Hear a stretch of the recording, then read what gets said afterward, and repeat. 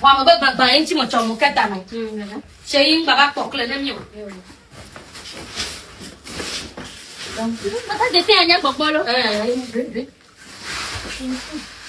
Nó biết ăn qua chồng một chiếc ba qua nhau vô. Tôi để xin. Đây là đặt một cái gas đá chỉ là thế. Nhưng mà về she bon arrivé. Nó bị bụi tên nó. Daja. Anh có là phải à có cá to sai. Đã có cái tên là ba một cái đá chỉ là mà luôn. Nhanh nhau đấy. Daja mình có một cái nó vào photo mà. Quando ba foto mala sia mo. Yo ta dessin de pele jine yo ya ko mi ko. Chama yo. Chama. Un po fire, un po caltosa. Fire. Ella ora te fiere ndu me la du fa. Ile nya. Muchika do dunia. Kalo to skupa ya do dunia. Ma muchika ni una. Ho mi nya tre kakaraka adungro emu eya ya ka pa fe nto chama semu no la wi pa gba no kwa me. Ông là bé calto solo. Caltoso granalo. Le niente c'è buona nel mondo già. Da dammi un po' con me. Manu Koraman. Manu Koraman. Ah? Ui. Manu Koraman. Manu kaya mewa. Jikuna ka onye. Manu. Ni bwana ni bwana peshima ile maji kwa. Sasa mama bwana ni begi baba kibego. Be après avant. No ya o ba gagbo. Oh, da sin amala. Nyo jo plo mo keso wo no da dia. Legend. Ate ba ni legend ni to. Nyawa po. Ni ne? Fais papa. No la viare. Ya we ale la wa da na wa kwa ba gbon wa lo. Na wa bo lo wa se ma gbon wa. Daja, from Arsenal, America for nous les Monaco. Bang.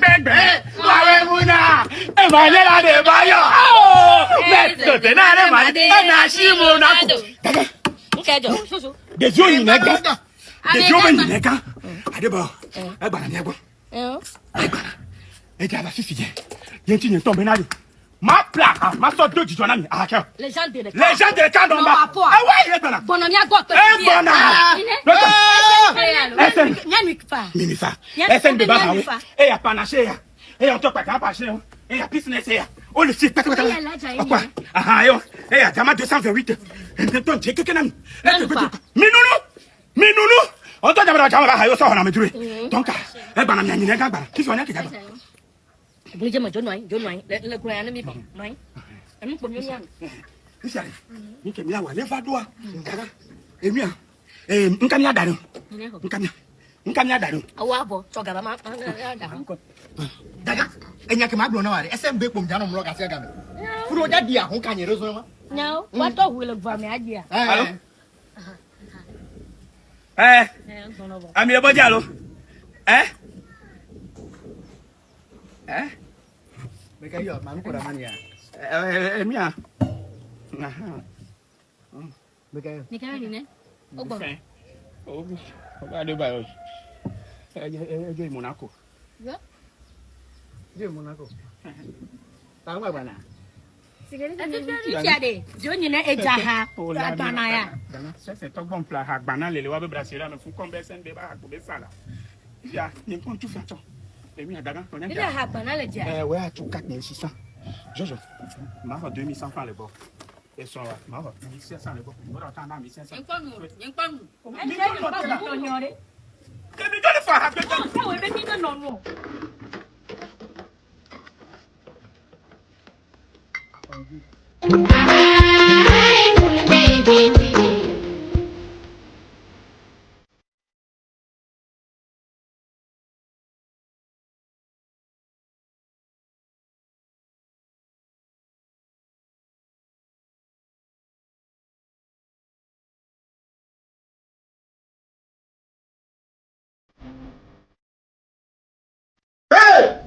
Bokri bo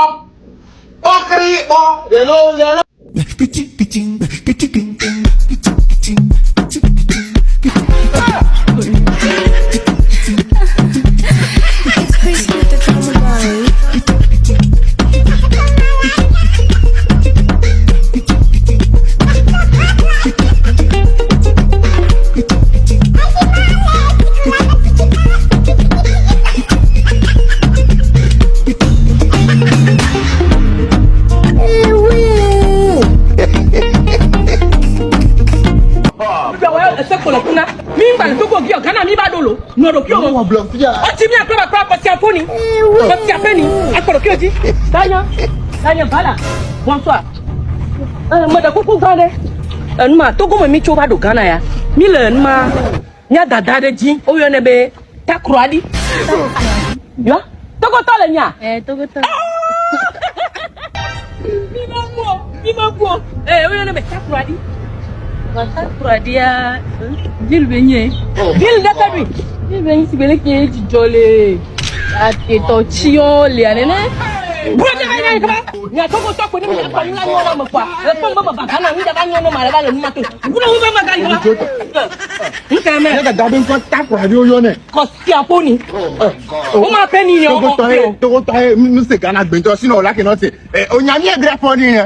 Akọ ya ba anyami e. Onyami e opinion. Opinion we kobra kwa. Ya o tu.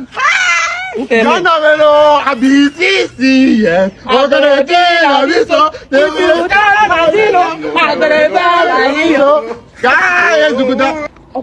Ni o kaba ni ajo chupi to ran ayadun. Mekela dan ni. E bibi o ton le gama ni ba ya pa ni o ni o pa ni ajo kaba. Chupi to la ba ya nu. D'accord. Jinye ma le la en danger. D'accord. Tonton Vigno Cheiva là, Adebayo Cheiva Miabola, légende nomba fort, mbe me fait kakani me nyala ke chama ba fedro, mbe légende va mi ba pro amala, eva besila, mi poji joka kami me kande jiu, eva do kade be mi me kande jiu we wo surprise ne mi la, bossa nke ya le wo kumi eva na yido mi abe ba bi lojo aji, mi famia no mi poji joka kaka, me to na mi be nya no kame, ne Cheiva kwa mana mi anya me daja, mo pogbe toto baru taya abenade mi pojijo kaka mi nyala kecamnya gbagbodo titi ada boss anto na ile kama bile no enu nya ba pio ata pro sujo lojo la ntu ya kama kanol bossa o tu es trop humble reste comme ça nous t'aimons nous te vénérons mbele mi ba anyigba mi mayoa entoko nu pojijo kaka be tondia mi noji elle a payé bossa pour de ni bele mi la pour le nuyame,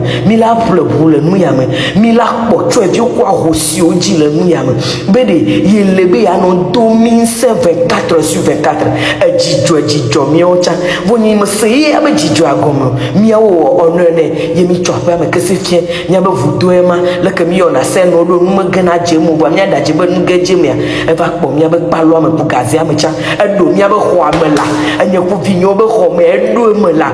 Amova bodu mi pato Paova, besi keke duro, ida jure kami be bossa ngba jula, ebe ya jula mbe ngba jula bossa, awo ebe ya jula mbe megbe, eba glomi va huju bossa buado, yema mi lodu, mi be bossa ngba jula, ebe ya jukwe mi lodu ble,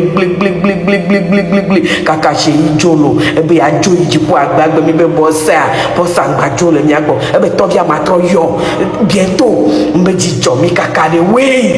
Ndeko emi atona nínú le wetu ma de jamo e o nene be yan be santon kriva mi ta mi na pe ko me gabe chantier to ona simaro la Ya kayo wala. D'abord na be ma on dira mi pata ma on dira mi pata mi anya me si bele ke bossa nya pas dans le sens de l'égal dans le sens de la grâce et de la bénédiction. Maou bana me ba webe carrière kakala pour toute une nation. Ba la kemi ba le kwe. Be ba ni référence de chemin na mia. Bon ça ma wira mi. Bon ça va na ira zipé a dit. Sachant très bien que beaucoup de fil ballon non c'est pour vous encourager mi la da pas le fier la jara quoi. Bon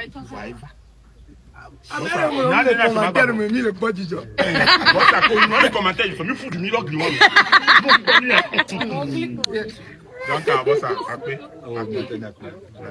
Merci beaucoup. Jangan ni nyade la nyang kona boss. Ada la thème na sien. Nyale voix. Oh, il y a une belle moi bon to le boss ane jo.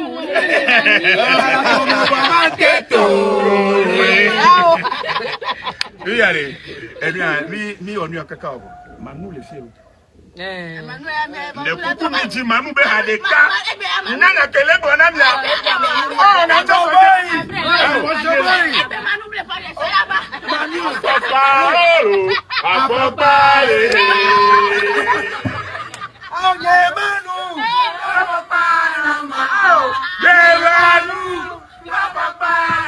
Papa, signoro.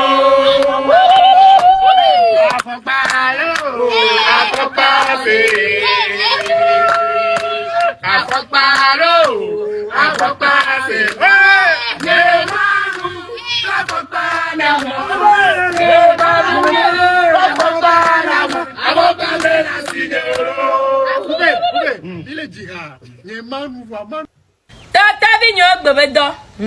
Les gens de va. Adebayo Sheyi number 4. Eva mi abe tournage. Mi ato mi ponde pepe. Naka jile mi ajonra e o cover de ni.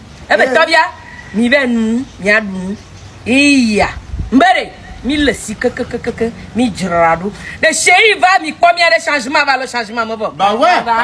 Eh bah si. Et bien abou elle kaka be pota me donc ami ya zon avec tuer dans le gamin. Yemi do nu pour ya mi agba vidéo ni. On est en jail. Dada que ni Tony a dit, ils ont pas cru en nous. Mais aujourd'hui, vous en encouragerez. Il va prendre en compte. Il va croire. Eh bien, il a carré 10 ans. Ça peut être. Bisous à tout à l'heure. Merci Adebayo Sheyi number 1.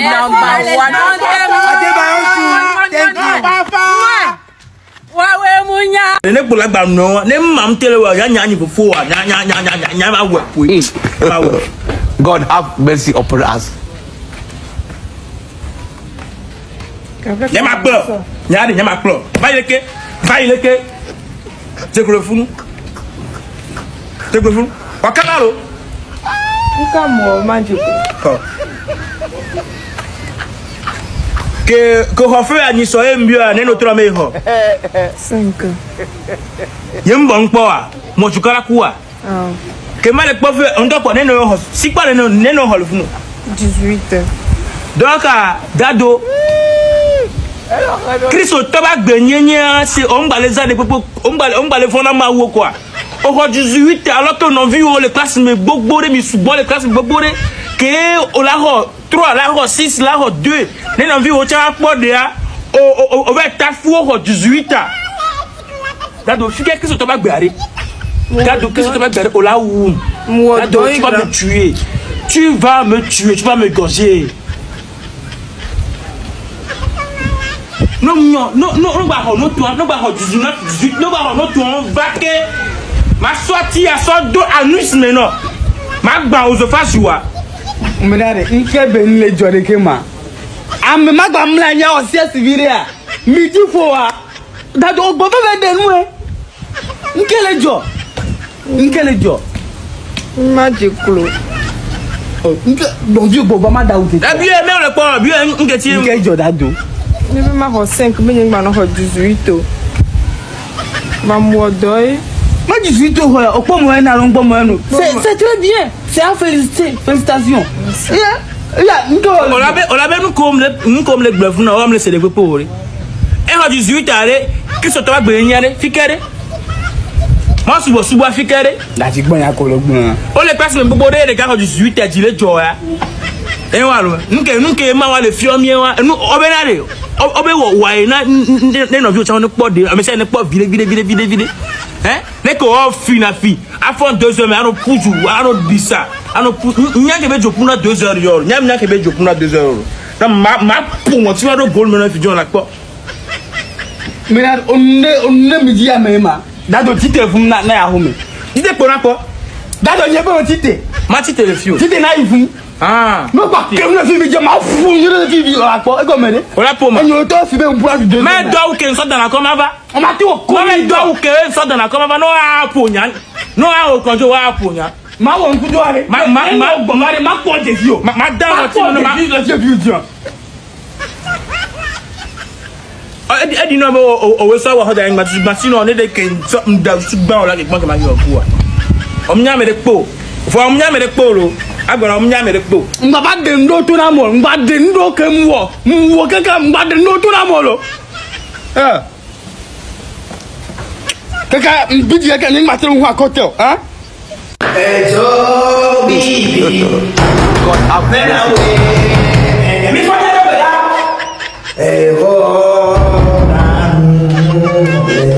Mi do bola. Nai. Yo. Nya do na ni ka dia. Mi ya be esa da me video na bela. Nge. Dai do kwa. Hai. Ha? Ejo bibi ao pe ma we ne lo na no pe vidéo là baba ma ko na o Non, faut la gbe fofo. Neso nam hare kan ya mi ko jo hey chike ko ti ma ba so na ko la ba ide nam hare kan ya mi anu ke me to gbera Amen. yes amen Inamia jihana Yehowa. yes Miato pe sonata pe taga beblia avuku comme ça ouais. Miato pe sonata pe taga. nuka ba hey nam ha ne do gbera me mo nam ha ne do gbera me mo nam ha ne do gbera Ni haim na mi anu ke me mi ado gbera mi aja pe na ma o gbe gba po mi ata le gbebe nkeke ata emena mi do gbera fifiti o papa di po vito a pe na o gbe nka le gba po mi ata le gbebe nkeke le pe mo ja fi na Diablo Daddy. Thanks Eric yo pastor so. Bẹ́ẹ̀ ni wọ́n kò hàn tún lábẹ́ ẹ̀sán ga ìfẹ́ ma mo kẹ́ náà ẹ̀ mú àhà. Ma pasteur. Si les nam si fait quoi. Qu'est-ce que Yo pasteur. Quelle jolie chambre là. Pasteur en question tu payes mais autant tempo ngbalisation donc OK tu as Bordeaux Misando donc minute 31 temps dit va passer la nuit ici et sur ma doigt. Nyao, kwa mi ano pa mi ano onu agbedeka. Ajo ave mu akaka sa ga ibe aba po mo tuna ba so wa. Mo tu adodo ya. Oui pasteur. Ma te pas casa du no le funa. Dia sang. Am kasa bi no e ale mu amesu o alo. Mesu. Fica chambre là. Pra yo ma ga ya ka so. Kena mi pe na. Nja na gbo, keri ka na gbo mi ama.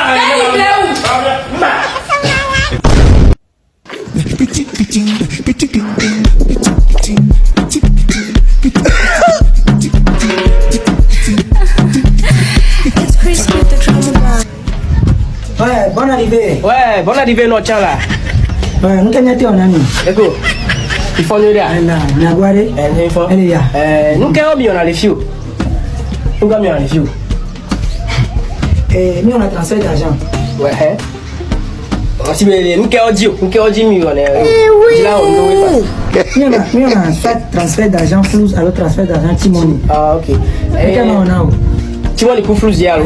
Chaka me veram, wa me veram. Awo Timoni vire, awo flus ya vire chaka na.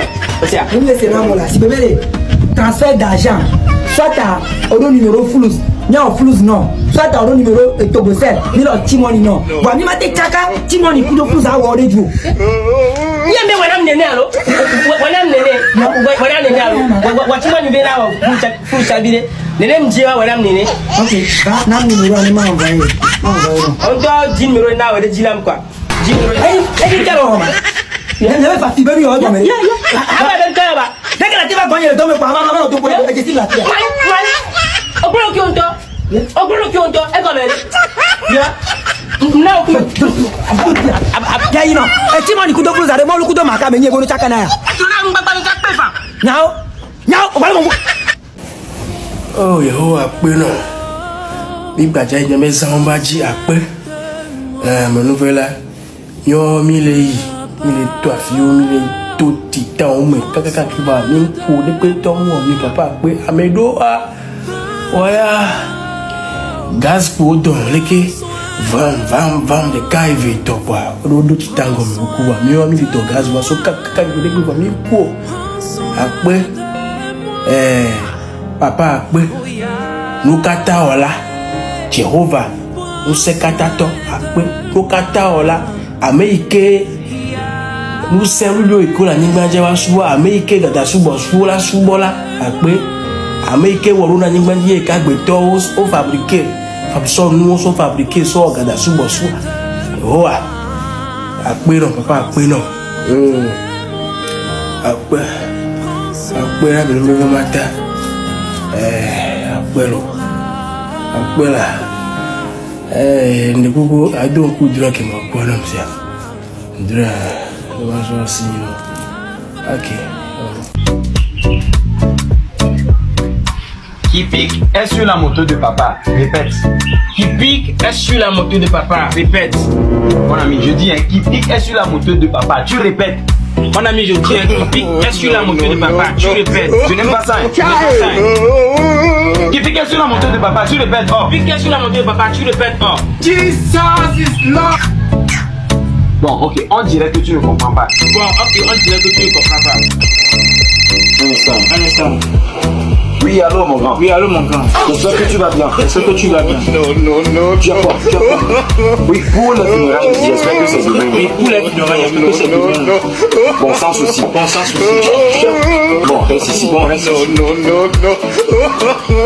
Tu crois que l'école, c'est là où...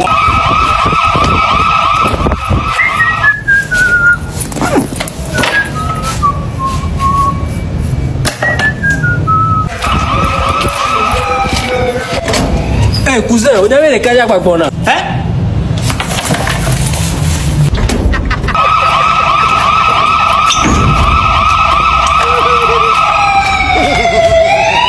Regardez. Egbe kemba me organize kayo. Nyem no paga le fiolo. Nko lom le bon hein. Aha. Kojo raison. Kojo nani. So kana majo mana yima. Nani la kojo. Kojo. Aso Sivana. Mbema ogore so be won so sina. E go mere. Kojo iboni fe. Bo habba be nya kede kaje ndol gbanana. So kana majo be gbe igbofa. E ga yim le gbo a. Oh, Kojo. Ito ki mle kaka ogun journal la wom sia. Kojo. Journal. Journal. Événement nia. Alors rentrer au Nigbo na yo la gbe journal me. Alors la ngwe presse me. Kojo ito ki mle so hongame. Mbale dans les salons cha. Boy mbale dans les terrasses di les filles. Ni ma so pa kwa. On gba le pe na Kojo. Amega so kana majo. E do kayin do ando lelo. Kojo Kojo petit blanche lentigné. Petit blanche gane lentigné. Petit blanchard. Petit blanche. Ma wari mu na ba me gbero. Dada eja petit blanchard ko don fune. Pharmacie m so ya. Yo e ka enyi ndo ke le don funa me. Le don funa me se me. Tout. Oh, le benachika. Nyim tim na tiki Kojo. Om do ma siko bo le do alo. Ma sike na so gana majo. Petit blanchard do en une soir. Et en plus cha tiki avec parastamol ya e flike le dia zigzagé boy phlobotomie ne Kojo mati tiki yori Kojo mati tiki yori Parastamol ko ngore di alo. et doit aller ponto quoi et doit aller ponto Enyolo ngwa ti wan le do ma. Enyolo ngwa ti wan le do. Kojo et doit be symptôme we yo là et doit be symptôme we yo. Et doit be symptôme we yo we. Menade 2500 dans 3 ans on le tuare. On ko be agba la gbe am. Kojo oui mais gam et galentin il fait pas 2500 que lentin il 2500 eli là 2500 eli Anya kama 2500 li. il y a un programme we be ba hogo oye o ku di ba gbo do ahun pa be dun kuna ma e de no san nyam le do no cho o se nyam le do So kan na nyamaju. mle so Ntom nyabo mle. mle so ga. ba me no oglo ki onto mi akume ka ya cha mu mi e a free food de le fiba nyame na mero oklo ba fi ya masu ndako journée de cacha on yo quelqu'un la vole fi ils iraient courir pas ça Kojo Ocha, fia on amène toi kunaza. on te la couze ba confiance benya le fiolo ya un caro zirkulo zomino kulo e mi Kojo dio un caro confiance le fiolo non va via mais kakana na journée ya ni avo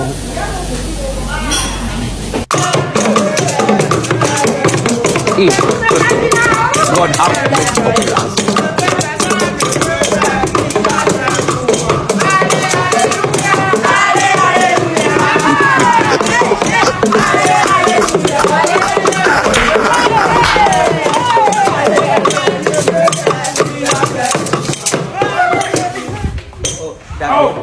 Désolé. M'gabije. Amreton bleu ya boalo et vient à faire. D'accord. Oh désolé. Ne vous inquiétez pas. Tonton. Il y avait aussi pas vivre dans tolo. M'bale doué que l'emporter quoi. ó dùn pàkó bá tó fi bàrà ayá mi abẹ́ ìbá ní bákan náà. mi gba fídíò. mi bá ká báyà. o mi à bẹ kájẹ speed jọ abẹ mi dènà blanto lo ní ní ìlú náà bẹ sharp. Yeah. n tó fi ìgbò ayá mi ń dùn. Oh, mètre quoi? Mètre. Ni a fufu ku desi kemi. De kuku poisson. O be fetri ele nya de ko fetri ji ngba. E ko to mo na ne ko. E ko ate ko fetri de fufu de ma du. Fufu ana didi fetri ti agba didi a. Na blum. Ina ka. Mais c'est quoi ça? Ngo le tu ave na blum. Nke mdo asaba ma lo. Mate do na mi ja fa mu de fu. Mate do. Wa o mafia onde. Agbona to opo choko jo ti pa me mafia onde. D'application mi. Opa beka j'ai speed d'application avec opa option food there opa food le funu no do me ala po enu la ba go be mu restaurant ko so ko no cha ate don yo agbo fan ate bona to ku zo ya pizza no cha le nge pe le jiso opa ni me pe le fun ko ri ko apa ba ni pe le fun ti ni pe pa mo je wa pe le bread ma do ba ngo mo do ngba mi ngba na mi gba video ma gba ni ko Donato, bébé, chaque dollar. Non. Aussi, ma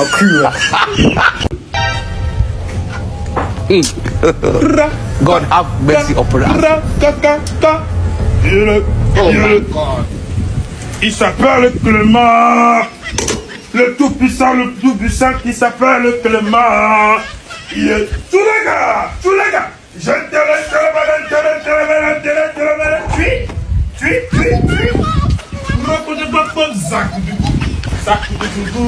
Hey!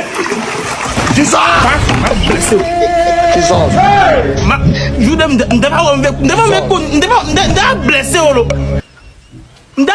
Potier le kusi kosidina moi. Et c'est une mot d'avelia. Hein? Agble konama. Hein? Agble konama. E ko beni namulo, nko potier lo. Oh! Bẹ́ẹ̀ kọ́kọ́ si ara le si o. Clément, nka da do awon náà. Dani. Bo, esi ki kuide e mo to kan gazin kan mi so me gazin mi so ina Clément kuti ki kuide me ya vele. Ye ma kuti pe na lo po bo a. Non te lo pa chi ya fi apo na o to le nyam ni le ko eji pa la ye a. Tout de faux. Pa e chi me le gbe na no fi okuti ba pin no wa. Ye le be ya pli ya pu ya. Nyento mbe. Abo ma ban sa pe la si lo, mo te le ti lo, ja di adu te ti le. Do fi o ha o fi o dun mo lo. Mbe si de pe ngba isi ajina mo ine ngba. Respecter nous que me le ami. E ko be yin na mi respecter na. Amele ko kuma pa o si akan puchi. Tebe nana. Mbe ne nona nene. Potiera. Eja lo sare. Ya me vi anto vi fitiare. Nke mi o ma so fie me be na de. Be je msina tamento. Ma puni quoi. Ma nyangba ale siako. Ke mi le pa fitiare. Nyangba dale. Kuma lo si asiku fi kun le ga pa mo ja ko ju ti onia. Le kuma le fun mo pa mo e bo mo ton. Nyangba dale. Tout ça là pour vous punir. Hein? Et maximum 200 000 €. Ne peut-on pas dire et maximum pour m'engager ici. Un faux Paul. Et là, Mila s'est levé. Mila s'est levé. Il y a un kendo na mio. Il y a un bazar blé. Je ne savais pas que tu me voyais. Je ne savais pas que tu me voyais. Oh, je ne sais.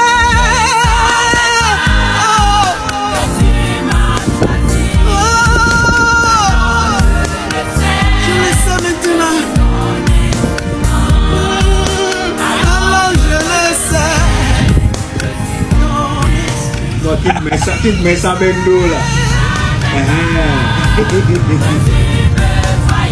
Je ne sais.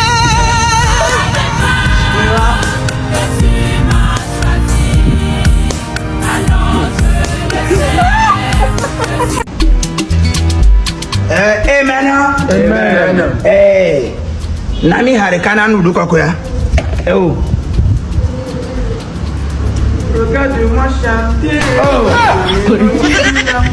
Maison. Pouté, Hey. Pour regarder. On va faire des jolis enfants. On va faire des jolis enfants.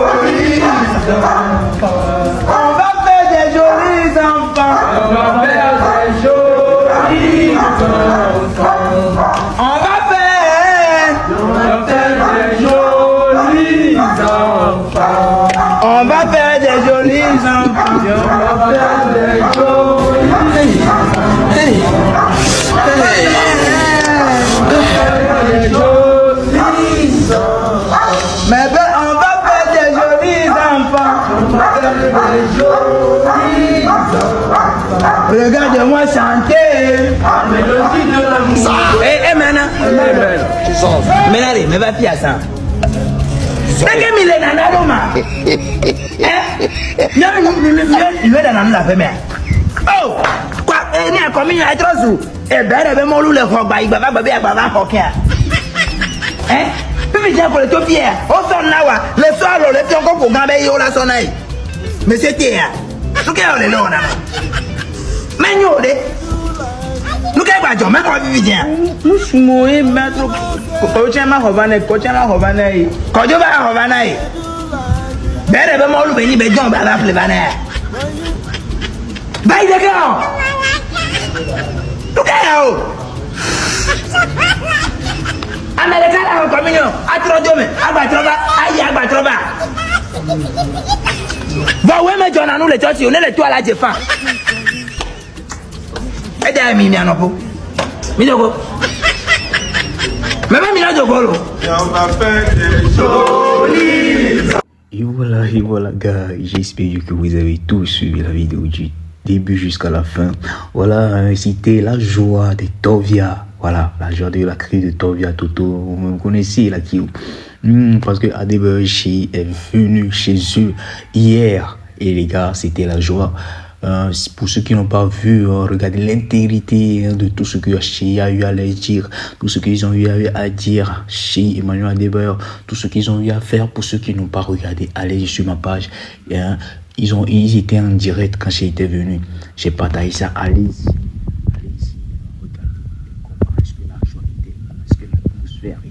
Quand Shea était venu et jusqu'à ce qu'il ne parte, les gars. C'est ouf, c'est ouf. Moi, j'aime beaucoup cette chose de Emmanuel Adebayo. En fait, son caractère, Amérique m'a dit de l'unir, quoi. C'est ça le truc. Personne ne peut pas changer Shea.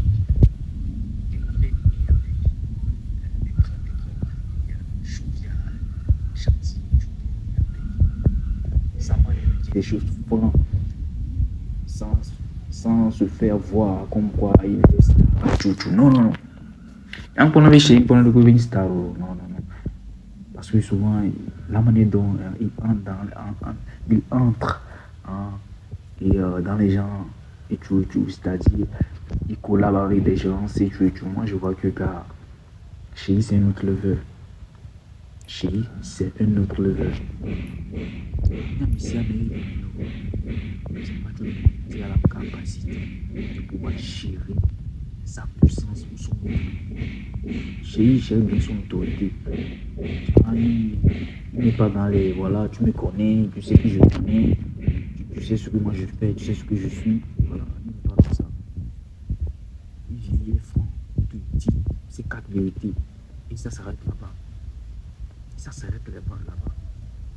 Si tu veux pousser le bouchon très loin, c'est là-bas qu'il va te montrer que voilà, lui là, il n'est pas n'importe qui. Parce que quand moi je vois Shea avec des gens, je me demande, est-ce que c'est une star? Il ne joue même pas aux stars. Il ne joue même pas ça. Et c'est une bénédiction que l'on doit profiter et non insulter. Regardez la joie qu'il a mis sous le visage des Tovia et des trucs là. Maintenant, eux aussi, là, ils vont savoir que voilà, il y a des chances qu'ils les suivent. Ça va lui donner encore la force de pouvoir travailler, de pouvoir encore plus travailler. Et c'est ça l'importance, gars. C'est ça l'importance. Quand j'ai vu ça, je dis oui, ils ont mérité. Vous tous qui êtes ici, vous-même, vous savez combien de fois Tovia vous a fait rire. Combien de fois Tovia ils nous ont tous fait rire. Combien de fois ils nous ont fait sortir des dépressions. Combien de fois ils ont fait sortir beaucoup de personnes dans la dépression. Et les gars, il dit que voilà, Adebayo est venu chez eux. On doit sauf que être content pour eux, en fait. Parce qu'ils font du très bon boulot. Souvent, je vois leur publicité, je me demande, mais bon, c'est du masterclass. Moi, en fait, si tu donnes une publicité au Tovia, tu vas pas regretter. Parce que leur manière de communiquer, leur manière de faire la publicité, bro, tu vas sauf que aimer. Tu vas sauf que aimer. Et ça va rentrer dans ta tête. Tu vas savoir le nom de la chose, en fait. Tu vas connaître le nom de la chose. C'est ça, en fait. Bon, bref, j'espère que vous avez kiffé. Et aussi, la vidéo de Dr. Clips, les gars. Non, donc c'est haut level aussi. C'est haut level aussi. Et j'espère que vous kiffez. N'hésitez pas à vous abonner, à liker, à s'abonner. On se capte après. Ciao.